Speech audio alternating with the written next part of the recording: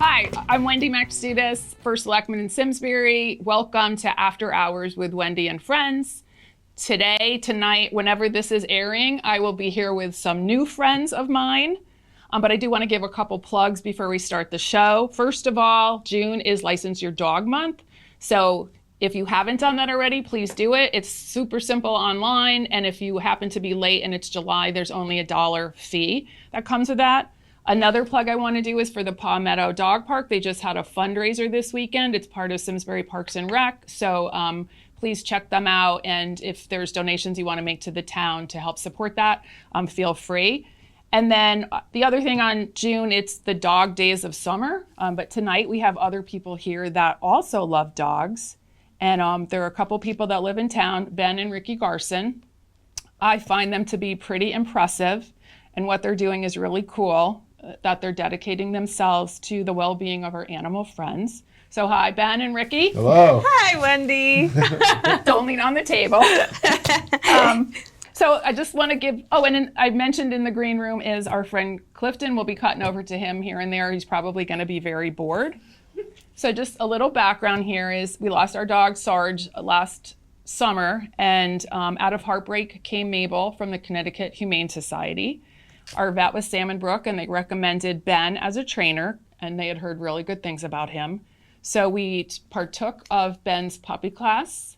We partook of the doggy daycare pub play group, and then the fun social hours, and got to know a little bit about Ben back then. And he is a famous dog trainer, not world renowned, but state and close to East Coast. East Coast renowned. East Coast. Okay.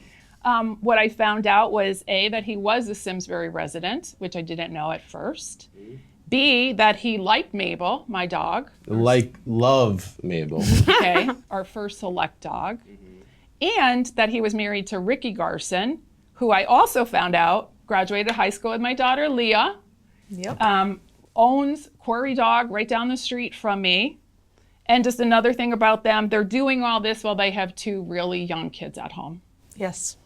So I just wanted to ask Ricky a couple questions. As a young business owner in town, how did you just start your Quarry Dog? Yeah, well, honestly, since I was a little kid, I was just doing all things dog related. Like, I think I just knew that that's kind of where my life was going to take me. I would literally clean up poop in my neighbors' yards, and get a quarter for each poop. That's how I made money when I was a kid, which was awesome. And then I ended up going to college for small animal care. And then I've worked every retail and daycare job in town and Canton and in Avon and in Simsbury, all of it. So I kind of just gathered my own information and wanted to do better than those places. So that's how I started my own place. And what's crazy is the place that Quarry Dog is in now was actually my first job in high school. What was there? The grooming salon, that's still there, Canine Design. It was actually called Happy Tails. Mm-hmm.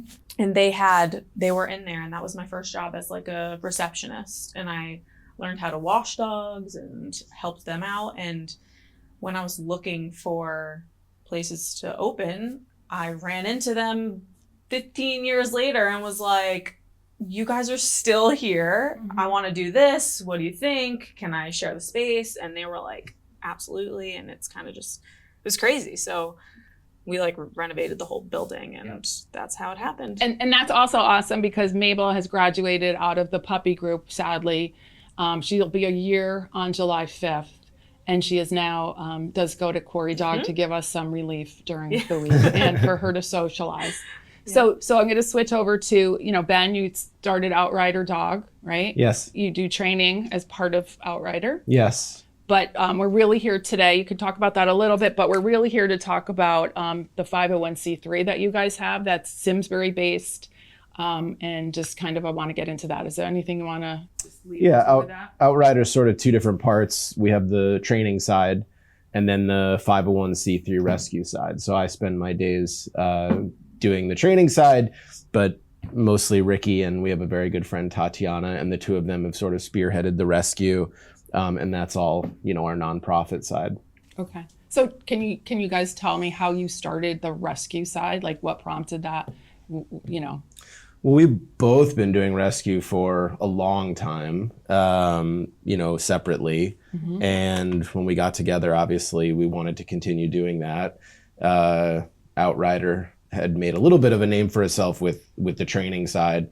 But, you know, Ricky's been passionate about that for so long. So maybe she could speak more to her. Yeah, I feel like there was a few years where I wasn't active in rescue and there was a total void in my life. Like I really was just like, why do I feel empty? Pretty much. Yeah. And I just kept asking him. I was like, I just want to foster dogs. I want to save dogs. I want to do all that I can.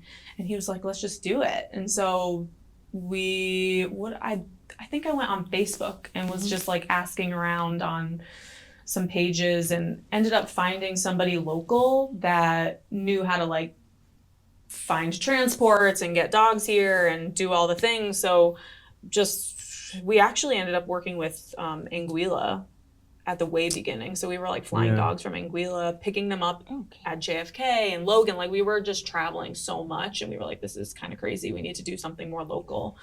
So let me ask a question. So I know you say you're a foster-based rescue. So first I want to talk about that piece and like the transports and everything. And then I want to talk about your mother dog thing. So explain what a foster-based rescue is and then about how you find out about the dogs that you're going to bring up here. Yeah. So we're foster-based, one, because I think just having the dogs in a home environment rather than in a kennel or a shelter or anywhere like that sets them up for their family before that. So we want to do that so that they know how to be in a crate and to be safe and to be loved and fed at a normal hour and kind of just live in that environment before they go to their house. And from a socialization and behavior perspective, definitely.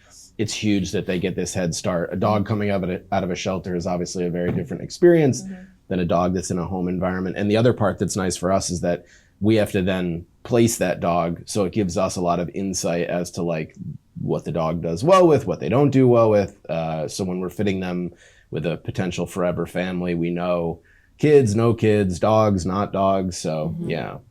So I was going to say when our first rescue was in 2008, we got Sarge, and we didn't know anything about rescue. Our first dog was had a litter of black lab cross puppies. And we went on Pet Finder, of course, and there's a million dogs there. And we basically got a dog sight unseen and transport up into Glastonbury, picked him up, had no idea what he was like. He was through a humane society down there, Carroll County Humane Society in Tennessee, but I think he was living in some farm or something with people. And we had a lot of socialization issues with him. And so what I'm saying, well, let me lead into that. You guys, when we got Mabel, I've said this to you a few times, I had no idea that you guys existed. So I'm going to go back to the foster thing, but people like us out there who want to rescue dogs, you go on, you search, right? And you see, I know Dog Star Rescue is really popular, the Simon Foundation, right? And then I didn't want to go off with any random dog place. Right. How come I didn't find you guys? I just like. Well, we're also we don't do, a lot of our rescue sort of, we want it to be a little bit smaller so that potentially instead of having quantity of dogs, it was more about maybe the quality of, so that may be a reason why, you know, people are less familiar with us, is that we don't try to bring in as many dogs as we possibly can. We try to just, keep it a little bit smaller so that we can give a little bit more attention to each individual dog that we are fostering and placing. We're also like a two-man show. That's also true. So like I pretty much do everything. So like whatever I can handle is what we take in. And so like we find fosters, and I only do like 10 at a time just so I'm not overwhelmed, because I'm vetting the reference checks and doing all the applications and doing all of the adoptions, everything. Running a business and having 2 small children. Exactly. So that's why, we're not like, I don't want to be this huge thing. I want it to be, it's always been about the quality of the dog and knowing each dog and placing the dog to the house that we know that will match best. So how do you hear about the dogs in need? Like, do people reach out to you and say? We've done so many different things. Like we All do different local ways, surrenders. We've taken from Hartford animal control, but majority is we have partners in the South that we've created a relationship with, and we do like a monthly transport each month. Okay, you do. Yeah. Yep. There's a huge need, down south. But we have local surrenders, so we get our dogs from different places, but people will reach out to us, contact us, and we've dabbled in a lot of different transports and everything, and we've learned just what's worked with us, what is the healthiest, just what is the most organized, that kind of thing. We learn a lot of lessons as you go along. We've lost a lot of money with vet bills and all these things, and we've just learned what's really worked for us, and I feel like we're doing really well. Do you do training on like if you get a really needy dog, because you've said it sometimes you've had extra dogs at your house. They also have 4 dogs. Yes. They own 4 dogs. I just wanted to put that out there. But if you get a transport and the dog is really, do you do some work with them? That's the nice part about, rescues do things, not every rescue does things the same way, and so it's not really an argument for the way we do it versus the way another rescue does it. But the nice part about not adopting them right off transport and having them in a foster situation is that if there are behavioral issues like what you encountered, we can address those, we can work on them. So yes, very often either myself or Lexi, who's the other trainer at Outrider, will work with these dogs, set them up so that when they do go into their forever home, then they're not all of a sudden exhibiting these issues that the rescue was completely unaware of prior to being adopted. Okay. And you do put your dogs on Pet Finder, because I've seen them. So that's another people want a local dog that's fostered locally. Yeah, I mean, you put your miles in and we come up if you have a dog that's within that mile reach. So I kind of want to talk about like kind of your specialty or your niche, right? Yeah. So you do stuff with mama dogs and puppies. Yes. So you want to tell us a little bit about that and how often, how many litters have you done? Just some stuff like that. Oh yeah. Well, God, back in 2019, I actually fostered a mama dog and her 8 newborns through another rescue. I think it popped up on our like local, whatever I don't know, my Facebook page that I'm in with rescues. And I was like, this is something that I could do.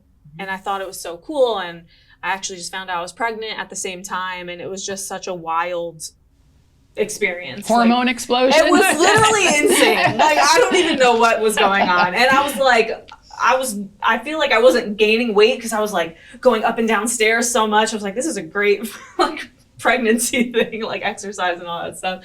But yeah, so we started then and it was amazing. It was exhausting. I did it all by myself. And I think from there, I mean, it was probably like a year or 2 later that I found, TK started, Tatiana, our rescue partner. Yeah. She started fostering for us, and then I threw her into it. I was like, here's a mom and newborns, like, have fun. You take this one, I take this one. And we were doing it at the same time, but an hour and a half. She lives an hour and a half away. And she fell in love, and I fell in love. And that's kind of what we've been doing since. So we take pregnant dogs or newly postpartum mamas. Do people reach out to you specifically that has a yeah, litter our dog? rescues down south have, Okay. They're like, here's a pregnant dog, here's a one. And unfortunately, it takes like 2 months of our life. So we can only do one at a time, and it takes 2 months. So we can't take a lot of them. I mean, I'm doing it. Yeah, and the pregnant mama dog, it's hard to put one of those in our foster care. So very often our fosters are great for adult dogs, puppies, but a pregnant mom is like obviously a specific skill set in order to be able to handle that. So the pregnant mama dogs typically are in our house. So we're the ones who are primary, and really she's the one who's primarily, and Tatiana are the ones that are primarily taking care of them. So yeah. So you have it set up in your basement, It's in the right? basement. Yeah, we have just like this extra room that we've turned into like our little maternity ward, I guess. We have a whelping box, and but it slowly took over the entire basement. it's taken over the entire basement because the mom needs her own space. Eventually, she doesn't want to be with her puppies, so And then the we bigger give her they like get. the whole basement, and Right. she gets a couch. So these dogs you end up putting up for adoption, Yes, right? yeah, like yeah, they were yeah. at you had a fundraiser recently, are they all adopted? Oh yeah, That litter, yes. that litter They were is- like little dachshund. Little Little dachshund dachshunds, mixes, yeah. Mom They were got wild. spayed and rescued by the vet tech. Really? Yes, at the veterinarian office. Yeah. Yeah, it was awesome. And what do you have going on now? Yeah, Like you have a mom, a dog, and puppies? we do. We do, yeah. Okay. And how old are they and how is that going? It's a different experience. It was a local rescue, so this mama was actually tied to a shopping cart in, I think, Waterbury, and was taken in by another rescue. And I don't know what happened, but she ended up in surgery under anesthesia, very pregnant, In order to spay her, right? to spay her. But then they And discovered she was pregnant. Oh my God. Yeah, Yeah. it's not good. so the foster that had her was actually one of our fosters, our long-term foster, and she called us and they were like, they're about to abort these babies. I don't know what to do. And we were like, we will clearly take them. So there was a lot of confusion between the rescue and us, and finally we got her, which was great. And a week later she popped out 6 beautiful babies. But she's special. She is very, very scared and very fearful, and only lets 2 people take care of her. You and Tatiana? Not me. You? No. Nope. The foster. No. Oh, okay. The previous foster. okay. Very And afraid of TK. men. We were on vacation when she came into our. Okay. Yeah, Yeah. so I didn't get to meet her. I met her the night before she went into labor, Okay. and the next day she was like, "Don't come near me." Oh, no. So I will I've say, accepted it.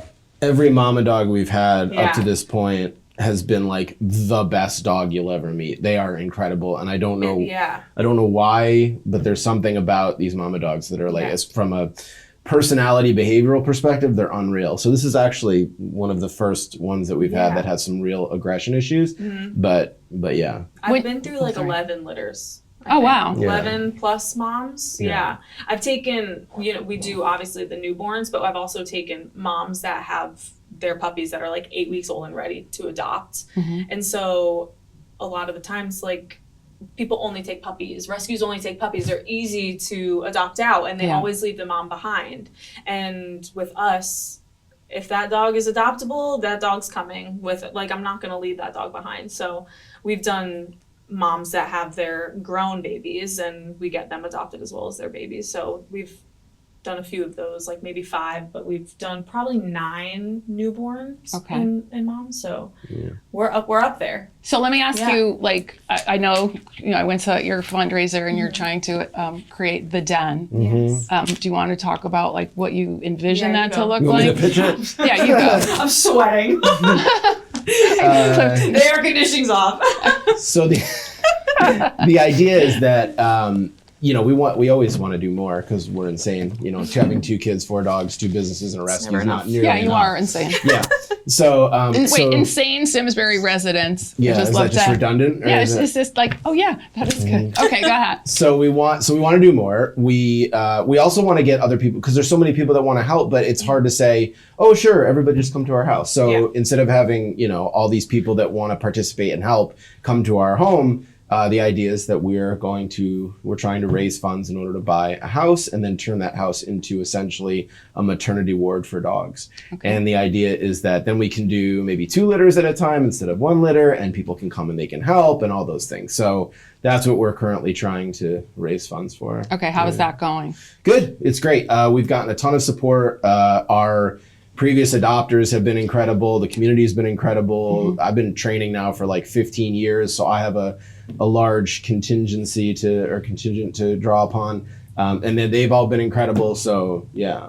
Okay. There's a lot more to go. A lot more to go. Yeah, a lot more. You'll keep us posted on Of course. events. We had a very successful event and have raised, a small amount to what we actually need. But I can't believe the support that actually, showed up. I always think people don't believe in it, but they do. And People love dogs. exactly. People love dogs. Yeah. it's an easy thing to root for. It's an easy cause to support. People really connect with these mama dogs. Like you can just see it through social media, through the camera, like how much they put into it. I mean, if you're a mom yourself, you know how much goes into it, and it's not any different. But they have 8 puppies, not Wow. 1.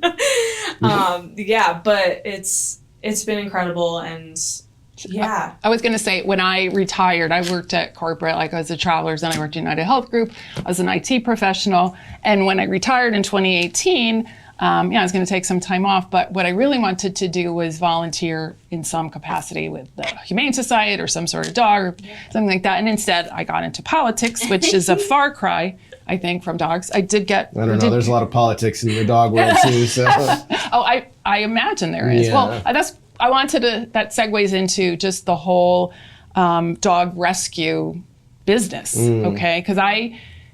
So couple things. My daughter and I, we used to be massive pet finder people because we were always looking for cute dogs. And the myth that I always hear, and I always say to Leah, is this really true? The story is always 5 puppies found in a box on the side of the road. And it repeats and it repeats and it repeats. That's what I was told about Sarge, and there were siblings. Is that real in some cases? Is it just to get your heartstrings going? I think it's real in most cases. Okay. No, it's crazy. It happens more often than you think. But why? Like, is it all down south? Is it? Well, not all of it, but a lot of it. A lot. Culturally, I think it's just different, yeah. Okay. In the South, there's no leash laws. So you own a dog, and that dog practically lives outside because it's nice out or whatever, and they roam the streets and knock up a friend over here and knock up a friend over there, and there's just puppies everywhere. Okay. And honestly, like, your own dog literally will abandon you and go, like, be someone else's dog. So that's just how it is there. Okay. Like, I think a lot of our mom dogs that we've adopted out, they actually were someone's dog, and they just wandered off the property and were like, oh, this porch is nice to give birth. Like, I'll do it here. And then those people are the ones that find a local rescue and they're like, get this dog off the property. But yeah, some come with collars on, some are more strays than not. But yeah, puppies are dumped. Like, people don't want to deal with it. So they're just like, a lot of the time they'll get rid of the pregnant dog, but a lot of the times they'll also just have the dog give birth, and then they'll just... And you hear about all that recently in the last year or so, all the crazy hoarding people that found those dogs. What was it in Westbrook? There was one town they found like a ton of dogs. I was going to use a swear word, and it was like I did hear about that. Yeah. I think a lot of it. Yeah, hoarding cases. I think specifically down south. Yeah, it's sort of a cultural thing. There's a big difference the way that. Maybe you look at like a working dog, like a farm dog versus a pet dog. Like our dogs sleep in bed with us half the time. So it's like there's a mentality that these are like our children, but that's obviously not the mentality everywhere. Yeah, it's kind of weird because we take our dogs. I mean, we do everything for our dog, buy anything for our dog, spend anything on our dog to try to make them perfect, which they are not. Another question I had was, when we got Mabel from the Humane Society, they said she was Great Pyrenees Husky. So we did a DNA test right away. And it was 4 things came out. So she's pretty solid. Do you guys do DNA testing? And a lot of places out there, are they doing those now? Or they're just saying that they're part? I don't think anybody really does. I think if you have a dog, first of all, it takes like a month for the whole process. Right. And a lot of the times the dogs aren't in your rescue for that long. So we specifically DNA our litters that we're raising because we have the 4 weeks to wait for it. Right. So that's when we DNA. We also will DNA like if we have a dog for longer than, a few months, because then we're like, okay, this will help with the adoption. It's also $100 for a DNA test, which isn't like an easy chunk of change to just be like, oh yeah, let me just whatever. So a lot of people do not DNA. I think majority most don't. Well, they rescues always- do not. Yeah. So it's always Yeah. always the same thing. It's Is an you'll see absolute guess. you'll see a Staffordshire Terrier, American, exactly. and it's a lab. How many people have something. adopted a lab Lab mix pointer. and it's a pit bull? Yeah. So Yeah, that's also know. the breed stigma that's playing. I a know role it's too, it's yeah. not fair, but that's what There's it a is. lot of lab mixes out there that Yeah. are looking for homes that are probably pit bulls. So. Yeah. Yeah. Our dog, Sarge, is like we thought he was a border collie, and then we got back this list of like every Oh, possible breed. So we don't know where he was, but he was a really cute dog. And Yeah. one more question I have is, it costs a lot to do a rescue, but you guys spend a lot on each dog, correct? Yeah. I mean, Like- well, first of all, every dog comes into Connecticut and needs a vet appointment. So you have to vet every single dog that comes in. And I mean, Connecticut is not cheap. Connecticut's I'm sure. good. I mean, it's good. The laws in Connecticut are I think relatively strict compared to other states, which is good because it obviously takes the health of the dog into consideration. So as soon as they come into the state, if they are coming from another state, they immediately have to be checked by a vet, and obviously those costs, they stack up. So there's a lot between food and health care and all of it. Yeah. And then obviously our journeys with the moms, they have to Having- get have to get spayed, spayed. and we have to feed 9 creatures, and it's all very And they all need vet care, They all so need yeah. vet care, so, Definitely the litter and the mama dog is a Yeah. huge expense every time we do that, but obviously it's worth it. Okay. Anything I should ask you or haven't asked you guys? I feel like for me, the biggest thing that people should know about either rescue or just getting a dog, I feel like this is important, is like you just need to do your research. If you want to rescue a dog, research that company. Find out if they're doing vet checks. Find out if they're doing reference checks. These are all things. I think it's crazy that people pick up a dog off of transport. And obviously, I know everybody- it was crazy. there's so many dogs. Dogs have to get adopted. I get it, but like you don't know what you're getting, and I think it's wild. So I just say, if you're going to do that, at least ask that company. Really have a good conversation with them. Like, do you know what this dog has been through? What's their story? If they're a stray, have they been tested? All that kind of stuff. People will just lie. To adopt your dog. We had a experience. Our first attempt at an adoption was a really cute yellow lab, and the guy was I don't know what the word is, but he was not on the level because he said we can meet the dog, and then he said no, you can't meet the dog, or you can't talk to the other person that had the Yeah, dog. right. And so we were That's like, weird. no, It's we're weird. done. And that's Yeah. how we ended up with Sarge. He would have benefited probably from meeting you, but And invest in training we do. right off the bat. We do. That was Yeah. I was going to say my vet recommended training right away. We got Mabel from the Humane Society, which I felt good about because she was like a new puppy that they got from South Carolina. We just lucked out that she turned out to be the nicest, sweetest dog. Does She's need the best. training, but they also will give you money towards training That's great, yeah. to reimburse you for training great. that you've done, which we never did, Yeah. obviously. I think people, because a lot of people have owned dogs their whole lives, they don't necessarily think, they think, but a lot of behavioral issues. There's like a nice honeymoon period with rescue dogs. And so the first month people will have a dog, they think, oh, this dog has been so great. And then slowly as the dog gets comfortable and they realize that maybe the owners aren't sort of doing things the way that maybe they should be done, then all of a sudden these behaviors come out. So obviously I'm biased, but I'm a I know huge you are. advocate for people investing in training right away, because a lot of the phone calls I get are people who say, we adopted this dog a few weeks ago, dog was really great. All of a sudden we're seeing X, Y, and Z. And Yeah. it's so much easier if you can prevent those behavioral patterns from coming out, which is super easy to do when a dog is new to your home versus having to backtrack and say, okay, now that I'm seeing all these behavioral patterns come out, now I have to, convince the dog that I'm not who they think I am. Right. Okay. So, yeah. So I want to thank Ben and Ricky Garson again. I shake your hand again. Thank you. For coming on and talking about Outrider Dog Rescue and the work that you're doing, and that you're Simsbury residents and you're really trying to make a difference in the lives of our beloved animals. I have to thank our special guest, Canine Clifton, He was and the Jamie for best. bringing him, because he is Simsbury's community dog. And besides Mabel, he's my favorite dog in town. So thanks for watching. I hope you'll share the word on this and pay attention to Outrider Dog Rescue, because they'll be having some events and fundraisers and ways that you can help So thanks a lot, Simsbury.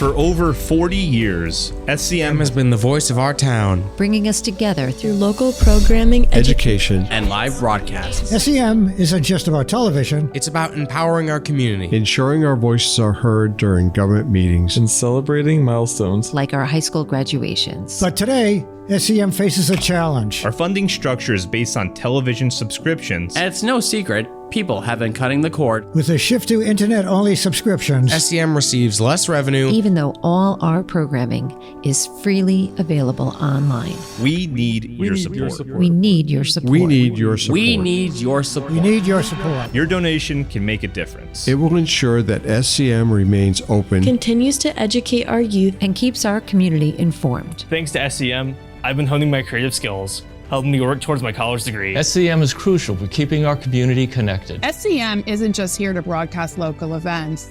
They're actually preserving Simsbury's history. Join us. Join us in preserving Simsbury's voice. Simsbury's voice. Together we can ensure that SCM continues to thrive for generations to come. Visit our website or scan the QR code on your screen to make your donation. Every contribution counts. Thank you for supporting Simsbury Community Media, where your town, your schools, and your government come together.